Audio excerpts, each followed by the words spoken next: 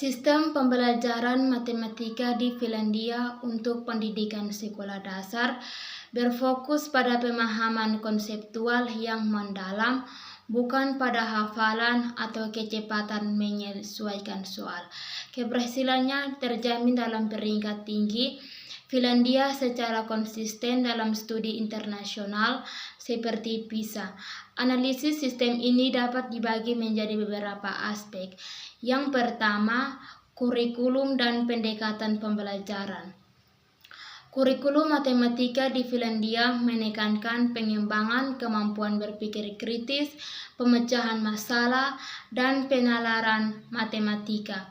Sistem ini menghindari pendekatan yang menekankan hafalan rumus dan prosedur. Pembelajaran berbasis pengalaman dan penemuan diutamakan, di mana siswa aktif terlibat dalam proses pembelajaran, mengeksplorasi konsep dan membangun pemahaman mereka sendiri. Guru berperan sebagai fasilitator, membimbing siswa dalam proses penemuan dan memberikan dukungan individual secara kebutuhan. Tidak ada penekanan berlebihan pada ujian dan peringkat, melainkan pada pemahaman dan aplikasi konsep. Sekolah dasar di Finlandia menekankan pembelajaran melalui aktivitas bermain dan pembentukan karakter, membangun fondasi untuk pembelajaran matematika yang lebih kompleks di tingkat selanjutnya. Materi yang berikut adalah bagaimana Finlandia mempersiapkan materinya. Yang pertama, kurikulum nasional yang fleksibel. Finlandia memiliki kurikulum nasional yang menetapkan standar pembelajaran umum untuk semua siswa.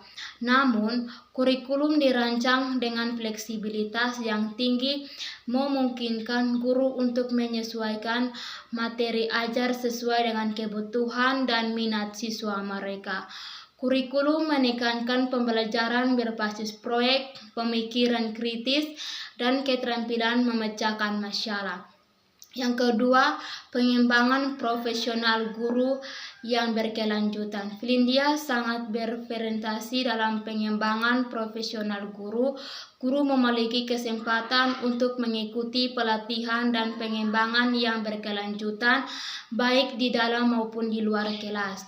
Program pengembangan profesional ini membantu guru untuk tetap dengan perkembangan terbaru dalam pendidikan dan untuk meningkatkan keterampilan mereka dalam merancang dan menyampaikan materi ajar yang efektif. Yang ketiga, kolaborasi dan berbagai sumber daya. Guru di Finlandia bekerja sama secara erat untuk berbagi sumber daya dan ide-ide pembelajaran. Mereka memiliki akses ke berbagai platform online dan komunitas profesional yang mendukung kolaborasi dan berbagai pengetahuan. Hal ini memungkinkan guru untuk belajar dari satu sama lain dan untuk mengembangkan materi ajar yang inovatif dan relevan.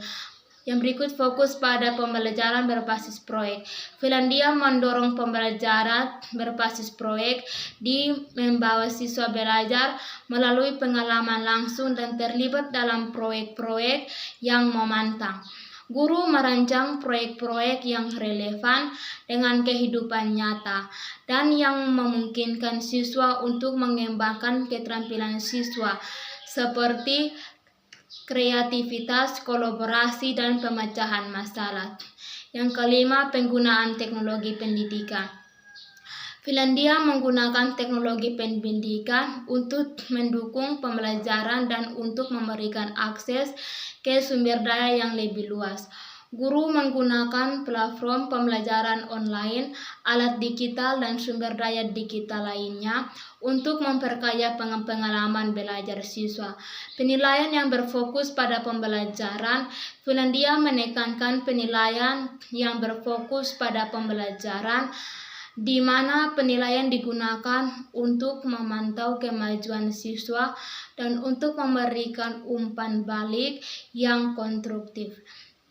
Penilaian ini membantu guru mengidentifikasi kebutuhan siswa dan untuk menyesuaikan materi ajar agar lebih efektif. Yang ketujuh, keterlibatan orang tua dan masyarakat. Finlandia melibatkan orang tua dan masyarakat dalam proses pendidikan. Orang tua didorong untuk berpartisipasi dalam kegiatan sekolah dan untuk mendukung pembelajaran anak-anak mereka. Keterlibatan orang tua dan masyarakat membantu untuk menciptakan lingkungan belajar yang positif dan mendukung.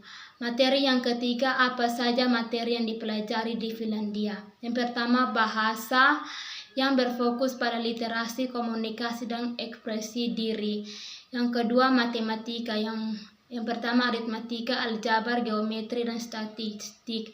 Yang ketiga biologi, kimia, fisika, dan ilmu bumi. Yang keempat sejarah, geografi, seni musik, drama, pendidikan jasmani, olahraga, kesehatan, dan kesejahteraan pendidikan agama.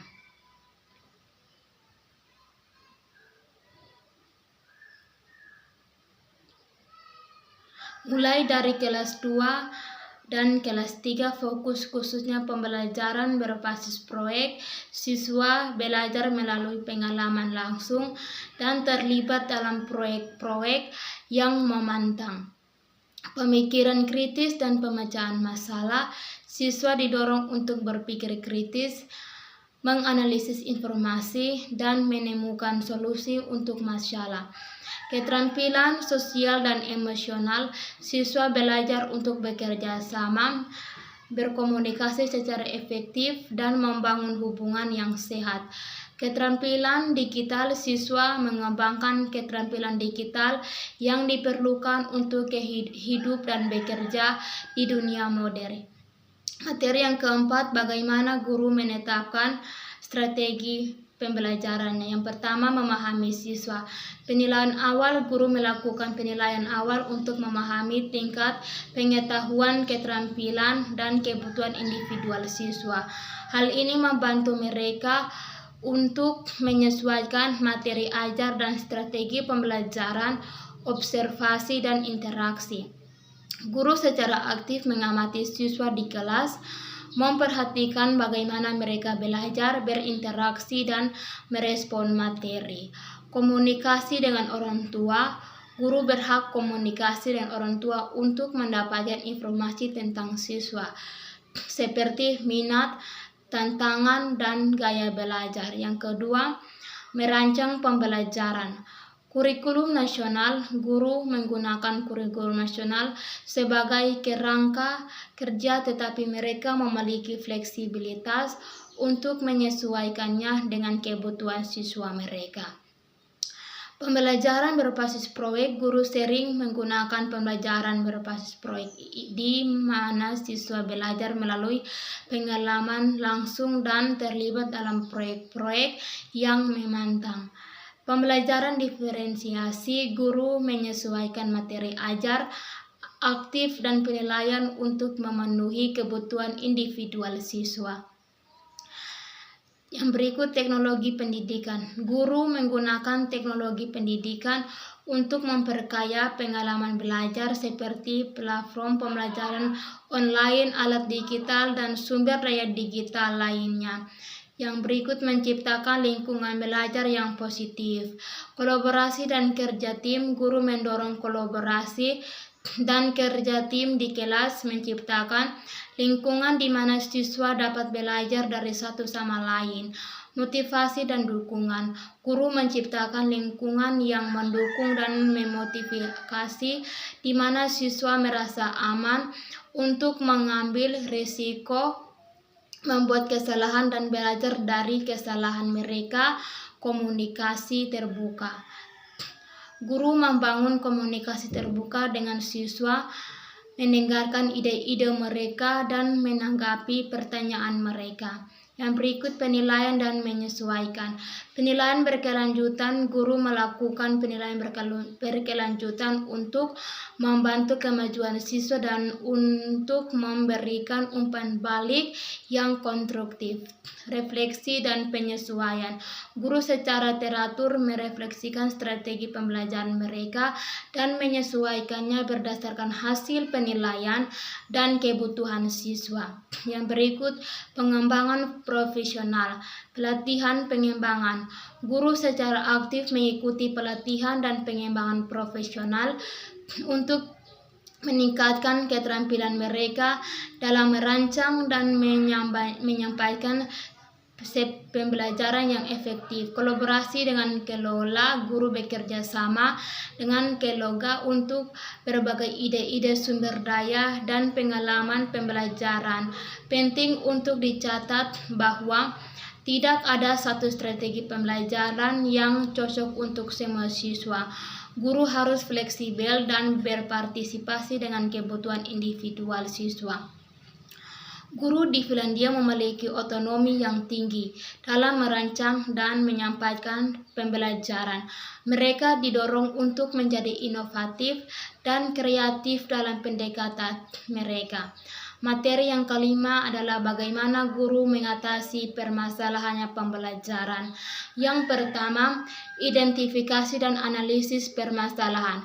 Observasi dan penilaian guru secara aktif, mengamati siswa di kelas, perhatikan perilaku, kesulitan, dan kemajuan mereka. Mereka juga menggunakan berbagai alat penilaian untuk mengidentifikasi area yang perlu ditingkatkan. Komunikasi dengan siswa, guru berkomunikasi dengan siswa untuk memahami kesulitan yang mereka alami, baik secara akademis maupun personal. Kolaborasi dengan kelola, guru berdiskusi dengan kelola untuk berbagi pengalaman, strategi, dan solusi untuk mengatasi permasalahan yang sama. Yang kedua, strategi pembelajaran yang fleksibilitas pembelajaran, diferensi. Guru menyesuaikan materi ajar, aktivitas, dan penilaian untuk memenuhi kebutuhan individual siswa. Pembelajaran berbasis proyek, guru menggunakan pembelajaran berbasis proyek untuk melibatkan siswa secara aktif dan membantu mereka mengembangkan keterampilan yang komprehensif teknologi pendidikan. Guru menggunakan teknologi pendidikan untuk memperkaya pengalaman belajar seperti platform pembelajaran online, alat digital, dan sumber daya digital lainnya. Yang ketiga, dukungan dan bimbingan. Bimbingan individual, guru memberikan bimbingan individual kepada siswa yang membentuk bantuan tambahan kelompok dukungan guru.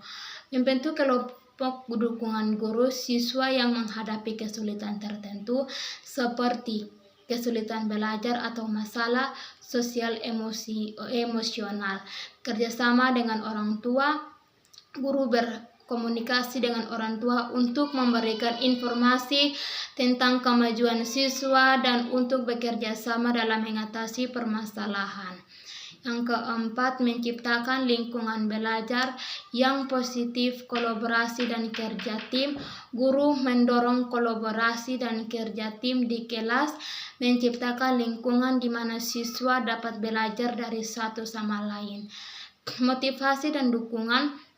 Guru menciptakan lingkungan yang mendukung dan memotivasi di mana siswa merasa aman untuk mengambil resiko, membuat kesalahan, dan belajar dari kesalahan mereka. Komunikasi terbuka. Guru membangun komunikasi terbuka dengan siswa, mendengarkan ide-ide mereka, dan menanggapi pertanyaan mereka. Yang kelima, pengembangan profesional, pelatihan, dan pengembangan guru. Secara aktif mengikuti pelatihan dan pengembangan profesional untuk meningkatkan keterampilan mereka dalam mengatasi permasalahan pembelajaran.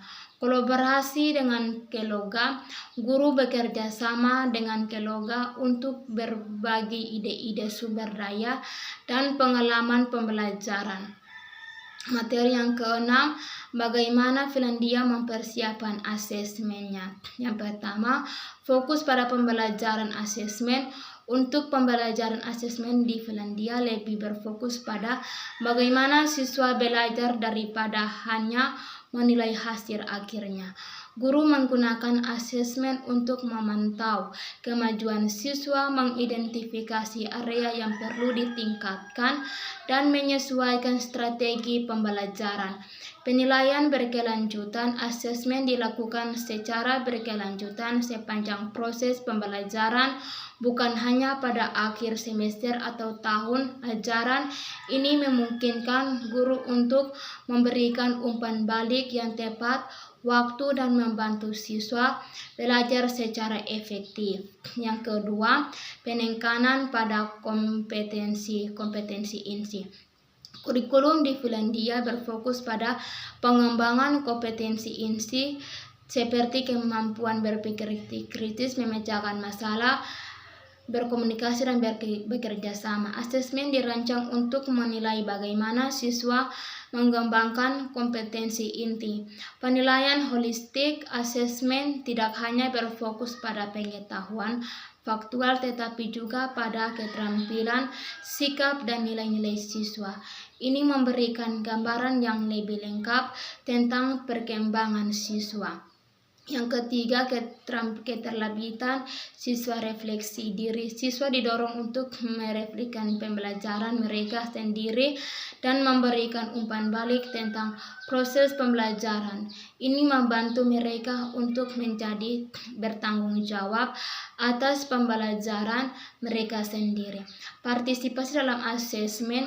Siswa terlibat dalam proses asesmen, baik dalam memberikan umpan balik maupun dalam menilai bekerja mereka sendiri dan teman sekelas mereka. Yang keempat, peran guru.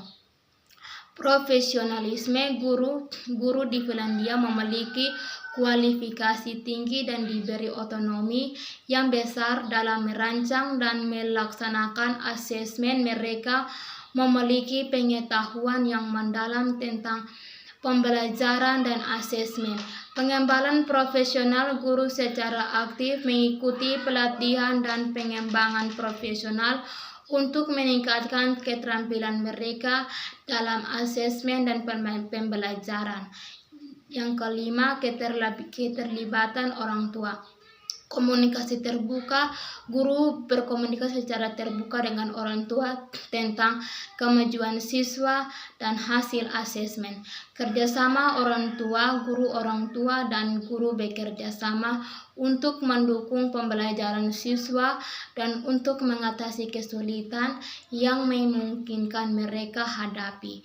Yang keenam, asesmen nasional. Asesmen nasional lainnya. Finlandia juga memiliki sistem asesmen nasional lainnya yang digunakan untuk memantau kemajuan siswa dan untuk menilai efektivitas program pendidikan. Materi yang ketujuh, bagaimana Finlandia mempersiapkan cara untuk mengevaluasi. Fokus pada data dan analisis. Pengumpulan data yang komprehensif. Finlandia mengumpulkan data yang luas tentang berbagai aspek pendidikan, termasuk hasil belajar siswa, kinerja guru, dan kondisi sekolah. Data ini dikumpulkan melalui berbagai sumber seperti ujian nasional, survei siswa dan guru, dan data administrasi sekolah.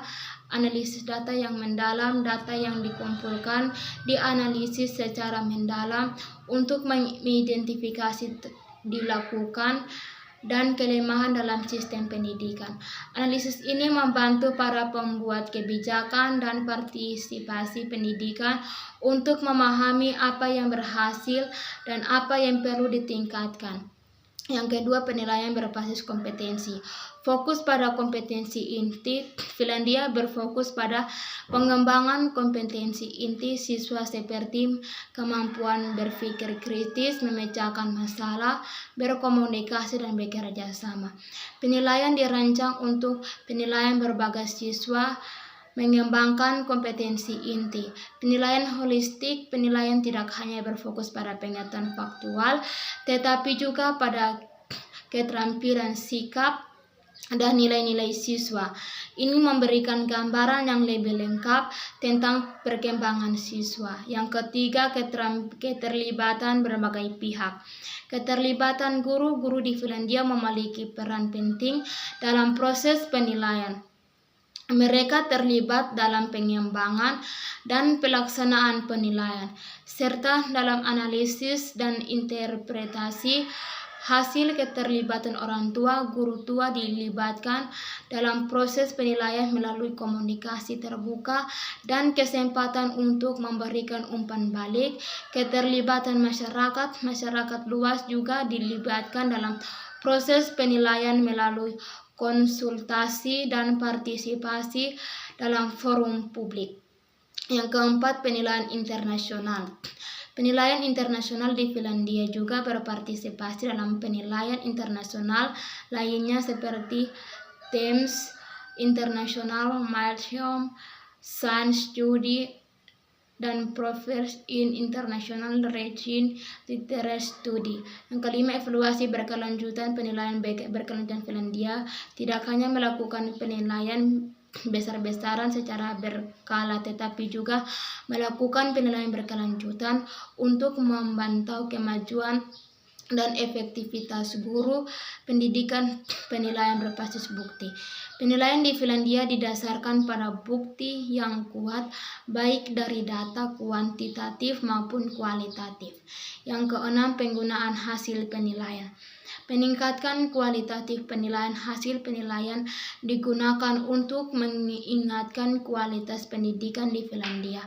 Ini termasuk pengembangan kurikulum, pelatihan guru, dan alokasi daya kebijakan. Hasil penilaian juga digunakan untuk menginformasikan kebijakan pendidikan di Finlandia. Oleh karena itu, sistem pembelajaran matematika di Finlandia adalah contoh yang baik dari pendekatan yang holistik, aktif, dan berbasis pada pemecahan masalah. Pendekatan ini tidak hanya membantu siswa memahami konsep matematika, tetapi juga mengembangkan keterampilan penting lainnya seperti pemecahan masalah, berpikir kritis, berkomunikasi yang baik.